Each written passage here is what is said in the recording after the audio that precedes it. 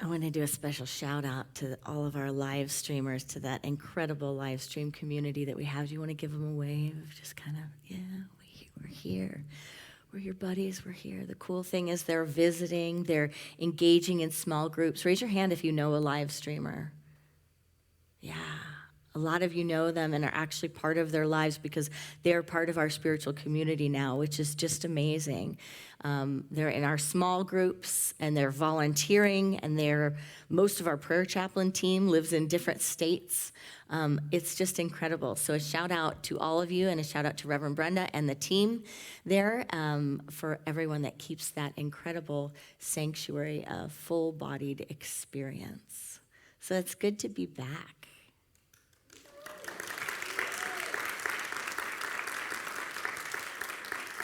And I am so grateful that you're here, and you're here, and you're here, and you're here, and you're here, and you're here. Did you have a great time with Chris Jackson and the African American event and Fillmore Sunday and Reverend Brenda and Reverend Mary and Reverend Brummett? Yeah, right?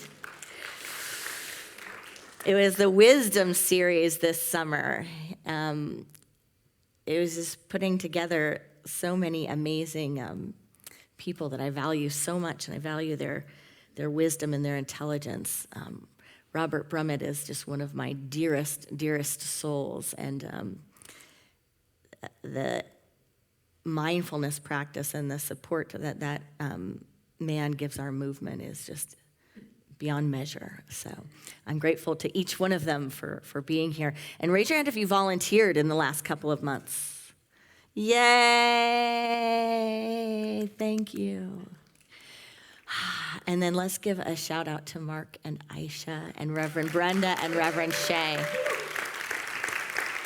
And our licensed Unity teacher and prayer chaplain lead, Judy Estes. We have an incredible staff. You know, there was a time when I was like nervous, like any time that I would not be here for a Sunday, thinking like, oh, this is gonna, and that's gonna, and that's gonna.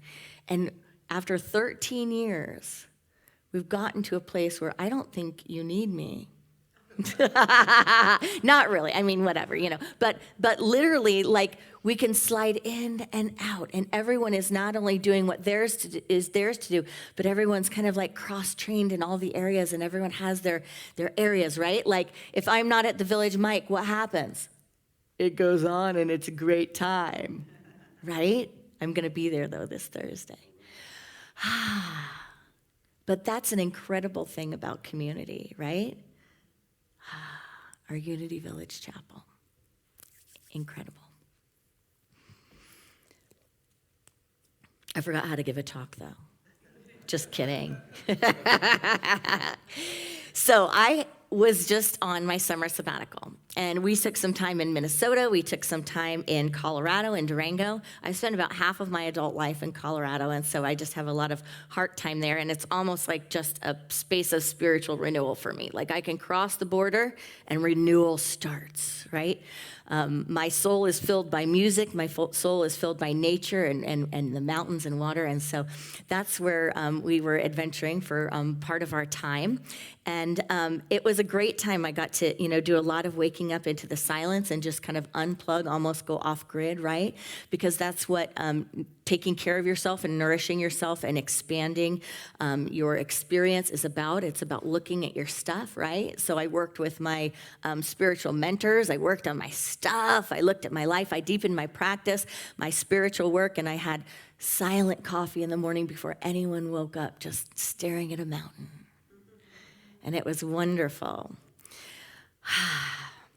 I saw a post about a teacher, and the teacher, some of you may have seen this, it was a social media post, and the teacher, who usually tells all the kids they have to silence their devices, right? This was an older classroom, right? So silence all of your devices. One day she said, and I'm sure the teachers probably have to remind them, right? Because they probably hear the zzz, zzz, zzz, right? Or little things going off. Oh, that's not quite silent. Probably kids are inventing like new sounds that even, how they can hear things that adults can't hear. I hope I'm not inventing something for them. But there's probably ringers or text notifications that like Only they'll hear, right? So it's not silence. They're all hearing it, but the teacher's like, oh, good, thanks for silencing your devices. But anyway, this teacher one day said, just leave it all on and leave it all on and, maybe gave them sticky notes for the desk. Now, I want you to just take notes on how many times an email came in, a text, and a phone call, right? Or a notification about something on one of your apps or Messenger, whatever it is. And so they did this, and then on the chalkboard, they wrote up all the stuff. And at the end, it was like this full chalkboard full of all of this stuff coming in. I mean, it was like ridiculous, right? Like how much came in. Well, the same thing would happen right here, right now, right? You might have an update on your phone that says you got to pick up this after the service or go do this shopping list, or remember that work starts at whatever time and you need to do this, or this person texted you need to get back with me, right?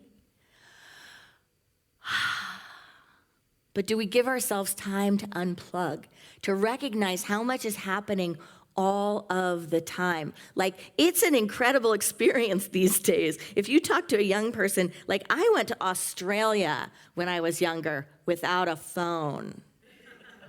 New Zealand, like hiking in the middle of nowhere with no device. Like, I remember a little bit, it feeling just a little bit interesting getting off the plane and walking out there into Australia and going like, nobody knows where I am.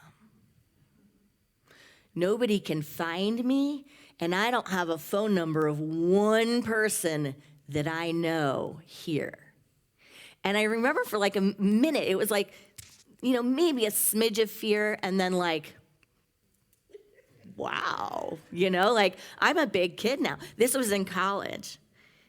And these days, who leaves the house without their phone? Raise your hand. Good job. Good job. Oh my gosh, it's going to be an assignment for this week.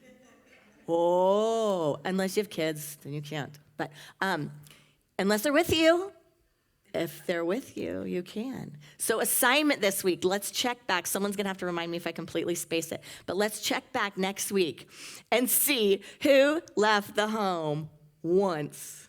And it has to be for more than like 10 minutes. During next week, we'll check back in. So as the summer wound down, we're in Durango, and my daughter finally says, after like quite some time of traveling, she finally says, like, when are we going to go home? And I was like, I don't know, because that's how I make plans. Not exactly sure when. But like, tell me about that. What are you feeling? And she's like, well, I'm starting to feel like going home. And so I'm just curious. So I'm thinking, is she missing something, someone? So I'm, just open-ended questions like, what's that about? You wanting something? And she can't put together anything. It's not like she says, I miss our house, or I miss my room, or I miss this person or that person. Nothing like that comes up. But then she just looked at me and she said, this was at night, because she talks at night when she's supposed to be going to bed. She doesn't share anything during the day. But when the lights are going out, do you know what I'm saying here? When the lights are going out and it's bedtime, all of a sudden someone wants to process everything. So the lights are out and she goes, I'm starting to forget it. And I thought, wow, starting to forget it. And it's like I could feel that for her, and I could feel that for myself. Do you know what it's like when you've been gone from your house for a while? Like when I leave my house, I love cleaning it, which is a little bit of a trick because I also am a terrible overpacker. And so usually there's a pile of all the stuff that I took out at the last minute that I really didn't need, which I still have twice as much stuff as I needed. But so there's like some area of junk, but usually I like to have it just gorgeously clean. So when I come back to it, I'm like, but she said, I'm starting to forget. And I said, I hear you, I hear you. Because I have that experience sometimes. When I come back, it's like, oh, this is my life. This is where we live. This is what we do. So let's talk about the power of forgetting. Forgetting is a spiritual practice. Forgetting is what they talk about in Buddhism as the beginner's mind. Forgetting is what the master teacher talked about when he talked about seeing with new eyes and perceiving with a different vision and looking with a new heart, becoming like a child. There is power in forgetting. When I got home, I had a new appreciation for my home. I loved where I was, right? I loved where I was. And then to walk into my home, it was like, oh, this is my sweet home. Like, this feels like me. And then I walked out my back deck. This is the green in Missouri. Like rich, deep green, right? And a little bit of, those are my little mosquitoes that were in Colorado. But it's like, I remember. And it was a different feeling, right? It was a different feeling than when I left. Because when I left, walking into my home was like, there's still a door to nowhere on half the backyard. Oh, this hasn't been fixed. Oh, that needs to be clean. Oh my gosh, wait, is that a tree growing out of the gutter? That is a little bit of a sprout of a tree, and now it's like 3 feet tall. Yeah. That's how it was when I left, right? But when I came back, I was like, oh, there's my bed. Oh, there's the living room. Oh, there's my books. Like cozy, comforting, right? And I could see it differently. Do you know what I'm saying? Do you have times in your life where you see what is right in front of you differently? Like you could see your home and you figure it out, whatever it is. It could be your bank account, your relationship, right? You fill in the blank. You see it one way. Think about a problem right now. Think about something that's like, you don't really want to, but go ahead. Think about something that drains your energy or makes you feel like, right?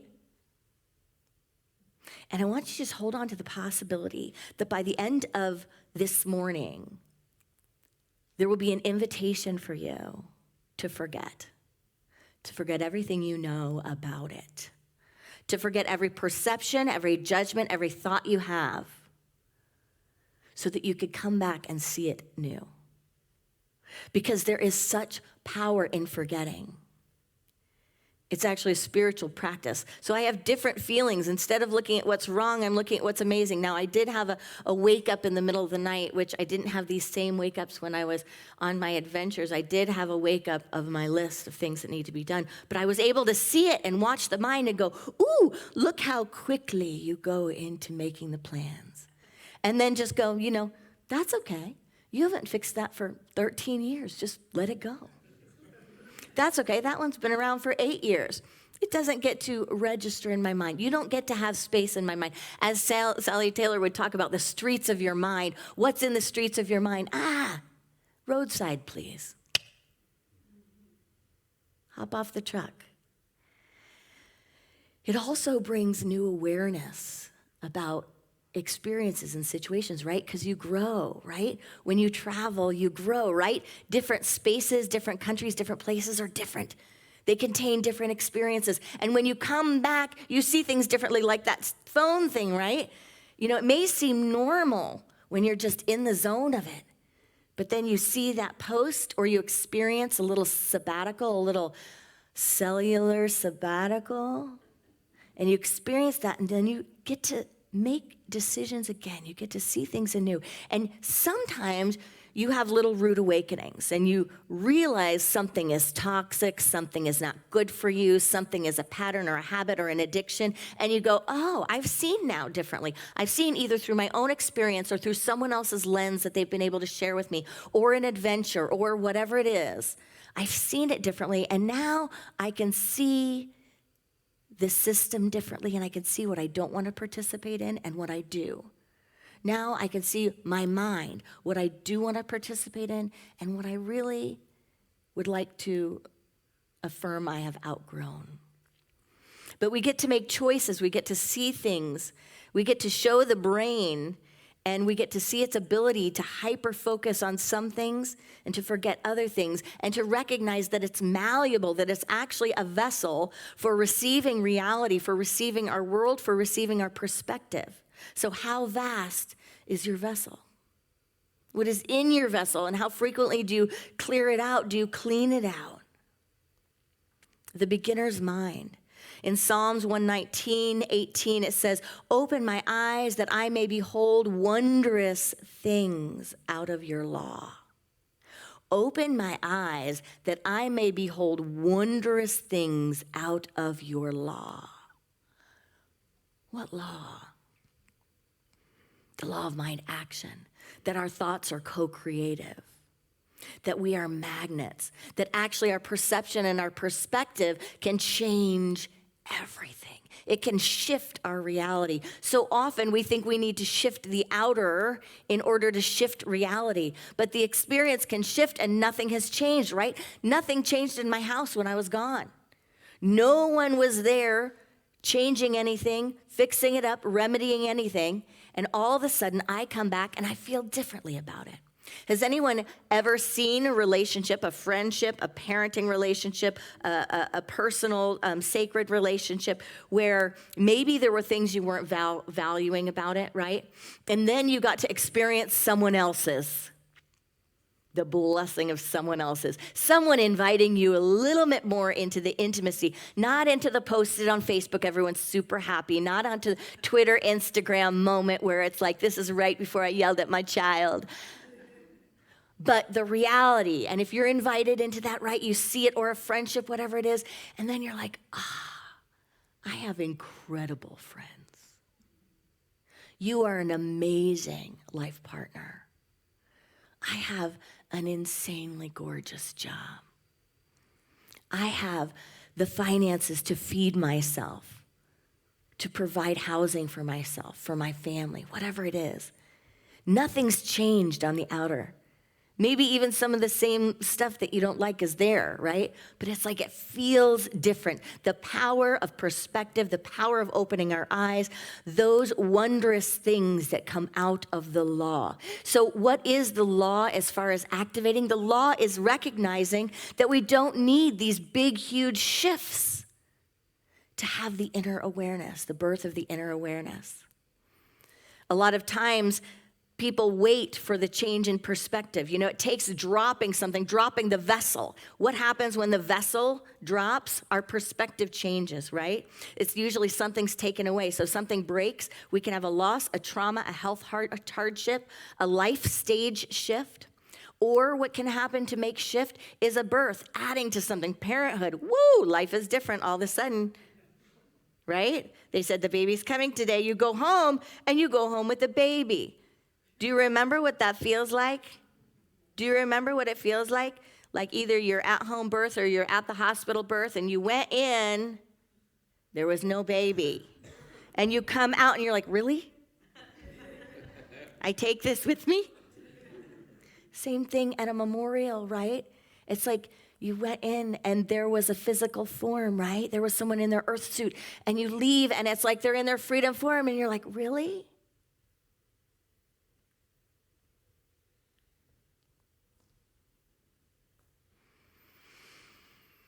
Adding on a role or responsibility, something new in your finances, something new in your location, something new in your family system structure. And then distance changes the vessel, being away, taking time apart from some place, someone, something, seeing through another person's eyes or experience, a different environment, a different position, a different country, a different mindset. Do we have to have these things in order to have awakening, awareness, and mindfulness? I have two illustrations. One is about a bear and one is about cholesterol. Which do you want first? The bear? The bear's more exciting. So I spent more than half my adult life, I think, in Colorado, and I have never seen a bear. I say that, and there was once in Vermont on a hiking trail that there was a bear in a tree, a baby bear, but if you know about seeing a baby bear in the tree, you don't look, you just walk. So I didn't see Mama, she was there, baby was there. All I saw was a dot without my glasses, and I was so disappointed because I really wanted to see it. But I was on the middle of a hiking trail that had one entrance and one exit. So there was no bear watching for me. And another time I was camping with friends in Colorado in the middle of nowhere. It was an all-day hike in. And we were in our campsite in the tent at night, and there was a bear. And no, I did not open the tent to peek at it. So I was very disappointed. But again, a situation where I wasn't willing to try to see that bear. But when I was in Durango, just walking along the side of a river, there was a woman and she was looking up at this bear. And I was like, oh, and I just, awed. I was like, a little too much information here, but my 50th birthday is next Sunday. 50th birthday. But I was like, I'm sitting there with my 6-year-old daughter. Don't do the math. No, do the math. It will empower women. But anyway, maybe not, who knows. But 6-year-old daughter, 50-year-old lady, bear. And I was like, you are 6 years old and you're seeing a bear? I've waited till I'm almost 50 and I'm seeing a bear. And after a while of looking at this bear and just breathing it in, she's like, Mama, let's go to the car now. And, she's probably thinking about all the conversations I've always said about wanting to see a bear for 6 years. She's heard me talk about it. And I always say, I want to see it from the car. So she's like, it's a good idea to go to the car now. And I'm like, no, I want to see the bear. I want to see it moving. And it felt like, it wasn't even as far as the monitors back there. Like it was, I don't know, like there. So who would have stayed around to see the bear? Raise your hand. Post it on your little chat and say, yeah, stay there. Right. Who would have gotten right into the car? Okay. So let me tell you a little bit more. Perspective. So think about these factors. Now I'm going to tell you the bear was across a creek from me. Anyone change your mind? Raise your hand if you just changed your mind. Okay, hands down now. Now, the bear was also high up in a tree. Very big bear, high in the tree. Now raise your hand if you changed your mind still. Yeah, okay, good. Got you now. All right, now my car was probably, to the wall, right, parked right there. Anyone else change their mind? The car was like just right there, ready for me. Last factor. The bear was sleeping. Now, raise your hand if you would stop and see the bear. The power of perspective and perception, right?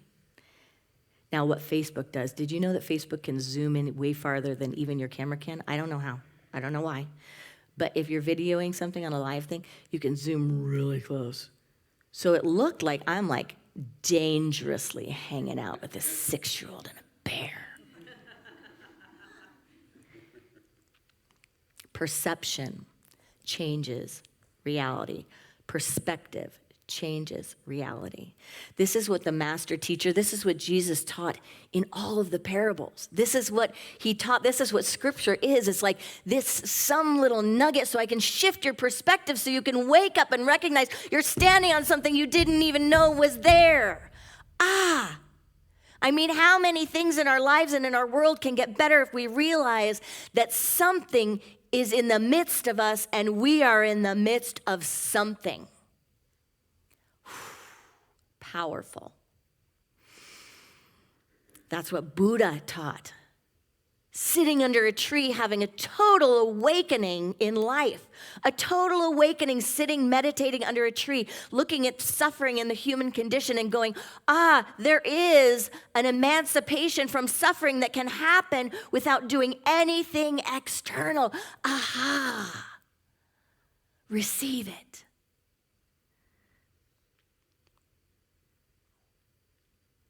So what are we changing with these parables and these teachings and this perspective? What are we changing? We're changing our mind. Specifically, what are we changing? We're changing our minds about our perspective. That's why the most transformative teachers in history have talked about our ability to awaken. In Isaiah 43:18-19, it says, "Remember not the former things, nor consider the things of old. Behold, I am doing a new thing. Now it springs forth. Do you not perceive it? I will make a way in the wilderness and rivers in the desert." Mark's going to give us a quick video.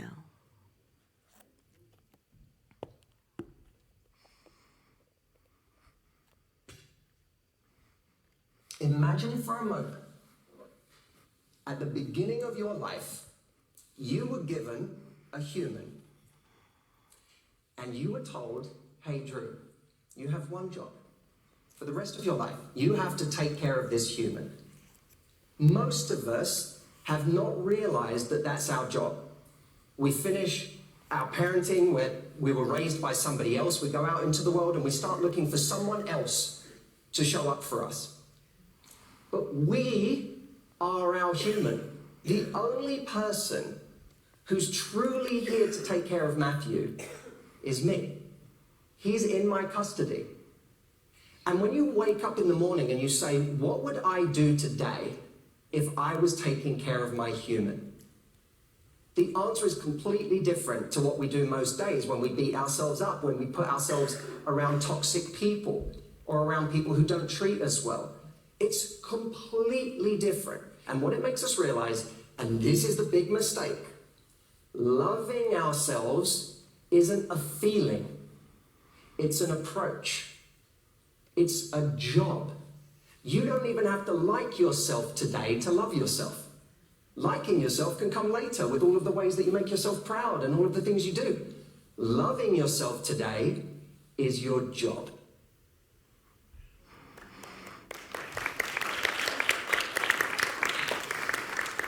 I want to close with the words of one of my very favorite unity ministers of the days of old, Sig Paulson.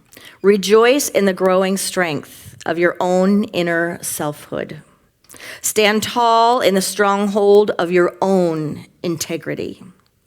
More and more you will be able to stand in the peace, the strength of soul that moves you from being a fighting element to being a lighting element in the world. And he says, the love of God. To love God is to love yourself, because you and God are one in love. This is the secret of the first commandment. That is no doubt why Jesus said it. Namaste.